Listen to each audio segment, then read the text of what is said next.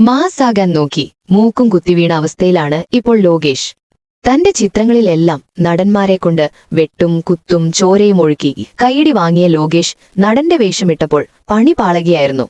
സംവിധായകൻ ലോകേഷ് കനകരാജ് ആദ്യമായി നായകനായി അഭിനയിക്കുന്ന DC എന്ന ചിത്രത്തിന്റെ ട്രെയിലറാണ് ലോകേഷ് ആരാധകരെയും നിരാശപ്പെടുത്തിയത്. ദേവദാസ് എന്ന കഥാപാത്രമായി ചോരയിൽ കുളിച്ച് ഒരു കൈയിൽ കത്തിയും പിടിച്ച് വളരെ മാസായി നടന്നു വരുന്നതായിരുന്നു ടീസറിലെ ഹൈലൈറ്റ്. പക്ഷേ ഈ പരിക്കൻ ലുക്കും ലോക്കിയുടെ ഭാവവും കണ്ടതോടെ ട്രോൾ മഴ തുടങ്ങി. ട്രെയിലറിലെ ലോകേഷിന്റെ നടപ്പും കൈയിലെ ചോരയും പിന്നണിയിലെ ഇംഗ്ലീഷ് ഗാനവുമെല്ലാം ട്രോളിന് വകയായി. ലോകേഷിന്റെ ആരാധകർ അദ്ദേഹത്തെ പിന്തുണച്ച് കമന്റുകൾ ഇട്ടെങ്കിലും പിടിച്ചു നിൽക്കാനായില്ല. പക്ഷേ ഈ ട്രോളുകളെല്ലാം സിനിമയ്ക്ക് വലിയ പ്രചാരം നൽകിയിട്ടുണ്ടെന്നതാണ് സത്യം.